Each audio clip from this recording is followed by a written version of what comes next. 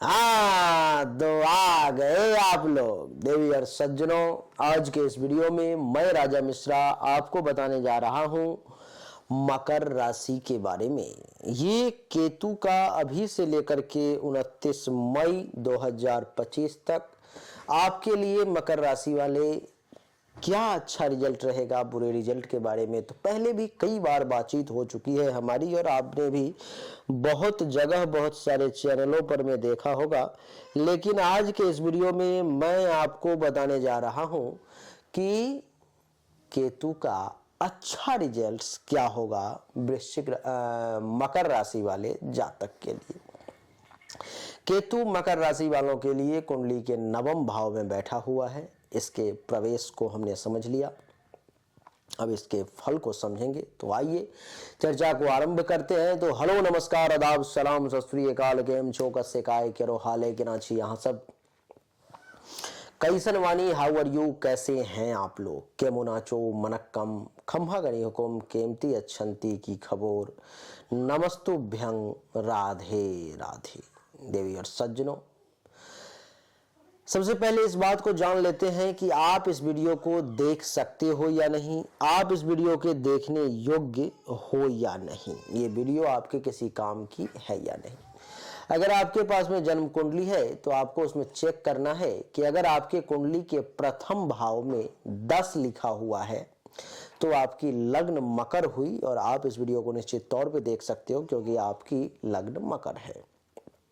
दूसरा, आपके कुंडली में जिस जगह पर में 10 लिखा हुआ है, जिस जगह पर में 10 लिखा हुआ है, अगर वहीं पर में चंद्रमा भी लिखा हुआ है तो आपकी राशि मकर हुई, आपके लिए ये वीडियो हुई। आप इस वीडियो को निश्चित तौर पर में देख सकते हो। देवी और सज्जनों, अगर आपके पास में जन्म कुंडली नहीं है, जन्म तारीख, जन्म समय नहीं है, तो तीसरा तरीका यह है कि आप अपने नाम अक्षर के आधार पर में जान सकते हो। जैसे कि अगर आपके नाम का पहला अक्षर भो अथवा जा, जी, खी, खू, खा, खो, गा, गी है तो आपकी राशि मकर हुई। आप फिर भी इस वीडियो को देख सकते हो। मकर राशि वालों के लिए कुंडली के नवम भाव में है केतु का प्रवेश, अभी से लेकर के 29 मई 2025 तक। नवम भाव में केतु के प्रवेश के कारण मकर राशि वाले जातक को इस समय में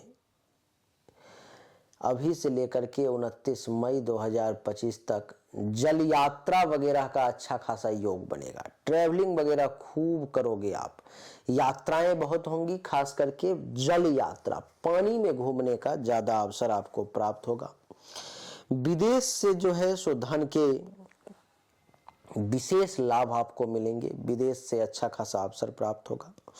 आपको बता दूं कि जल यात्रा ही नहीं,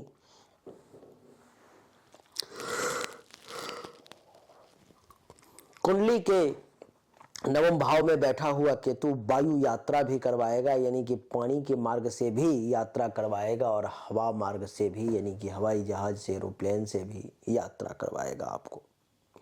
केतु के नवम भाव में बैठने के कारण धर्म के पथ पर चलने का अवसर आपको मिलेगा। धर्म का काम भी निश्चित तौर पर में आप कर पाएंगे। आपको पता है हमारे जीवन में जो पाप पुण्य का लेखा जोखा होता है उसका भी भाव नौमा ही होता है। तो केतु के कारण इस समय में आपके पाप पुण्य का भी लेखा जोखा होगा। आपने कितना अच्छा किया, कितना बुरा किया, उसका निर्णय, उसका फल भी इसी समय में आपको केतु देगा। इस समय में आप उदार प्रकृति के रहेंगे। कोई कुछ मांगने वाला आ जाए, कोई कुछ मांगेगा तो फिर जो है सो आप मना नहीं कर पाएंगे, इतनी उदारता आपके अंदर आ जाएगी। दान पुण्य भी खूब करेंगे, और दैवीय शक्ति, क्या दैवीय शक्ति का भी इस समय में संचार आपके अंदर, अपने शरीर में आप महसूस करेंगे। कुछ ईश्वर की विशेष कृपा, कुछ अलग अनुभूति आपको मकर राशि वाले देखने को मिलेगी। मकर राशि वाले जातक को कुछ यंत्र मंत्र साधना का भी अवसर इस समय में प्राप्त होगा। कुछ घूमने टहलने का मौका मिलेगा। कुछ पौत्र का सुख भी प्राप्त होगा। शील स्वभाव भी बढ़िया रहेगा। संतोषम परम सुखम वाली बात रहेगी। इस समय में काफी संपन्न आप रहेंगे। संपन्नता की ओर आपका ध्यान जाएगा और विकास के पथ पर चलने का एक एक करके अवसर भी आपको प्राप्त होगा। अधिकार की प्राप्ति भी होगी। मान सम्मान भी आपको खूब इस समय में मिलता हुआ नजर आ रहा है। यहां से केतु की पंचम दृष्टि कुंडली के प्रथम भाव पर में है, जो ये दर्शाता है कि चेहरे पे एक गजब की तेज, एक गजब की चमक केतु के कारण आपको देखने को मिलेगी। आपकी बुद्धि बड़ी तीक्ष्ण होगी। यश में वृद्धि होगी। मान सम्मान में वृद्धि होगा। गुण में वृद्धि होगी। विवेक का सहारा मिलेगा। शील स्वभाव बढ़िया रहेगा। चरित्र अच्छे रहेंगे। कुछ सुख तो कुछ दुख की भी प्राप्ति होगी।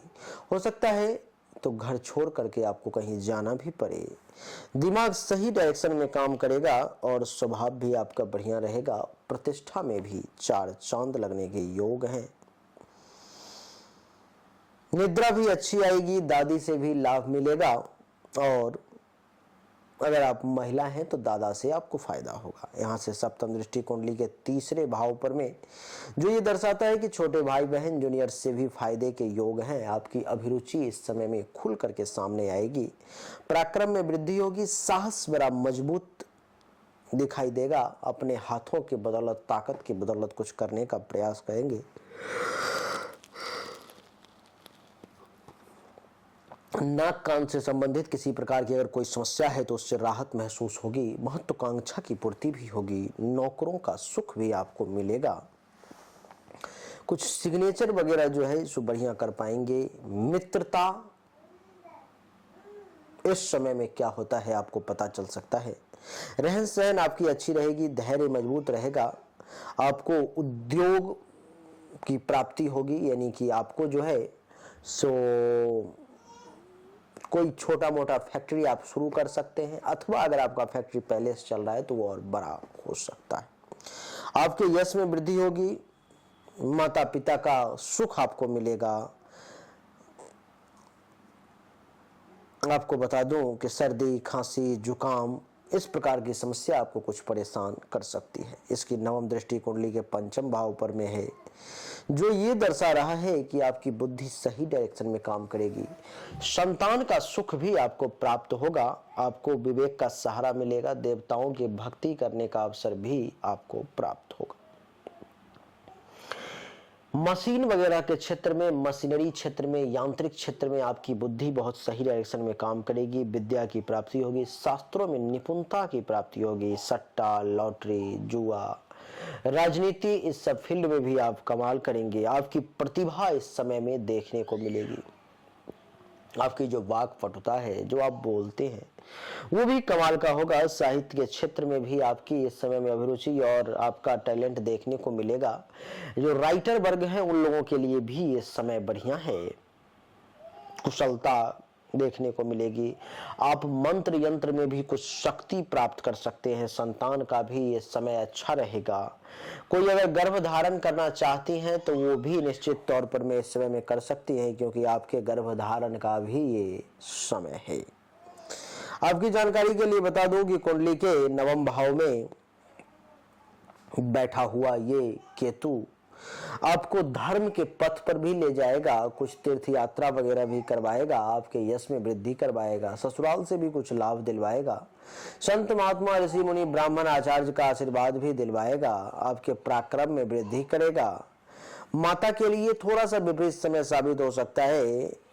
प्रेम संबंध भी कहीं पर में स्थापित करवा सकता है। लव अफेयर वगैरह। आपके यश में वृद्धि होगी। चाहने वाले लोगों की संख्या में भी खूब वृद्धि होगी। धर्म का पालन करेंगे। मंगल कार्य करने का अवसर भी आपको प्राप्त होगा। तो मकर राशि वालों के लिए इन सभी मामलों में जो है सो केतु का प्रभाव बढ़िया है। इस मामले में अच्छा रिजल्ट मिलेगा। बुरा रिजल्ट के बारे में तो कई बार चर्चा कर चुका हूं, लेकिन कुछ लोग ऐसे हैं जो कहते हैं गुरुदेव अच्छा रिजल्ट ज्योतिषियों के द्वारा बताया जाता है, लेकिन मेरे ऊपर में अच्छे रिजल्ट तो नहीं मिलते, लेकिन जो बुरा बताया जाता है वो थोड़ा दोगुना 3 गुना ज़्यादा से ज़्यादा मात्रा में प्राप्त हो जाता है। तो इसके लिए क्या करें?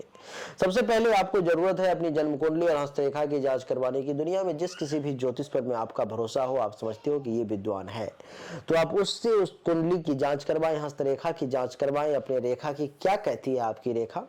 फिर आपको सही और एक्यूरेट आपको इलाज, बीमारी सब पता लगेगा। अगर आप चाहते हैं कि नहीं मुझे मिश्रा जी से ही जांच करवाना है, मुझसे जांच करवाना है, तो आप अपनी जन्म तारीख, जन्म समय, जन्म स्थान, दोनों हाथ की हथेली का फोटो मेरे व्हाट्सएप नंबर 7062757996 पर में व्हाट्सएप कर सकते हो। ये एक फ्री सर्विस नहीं है।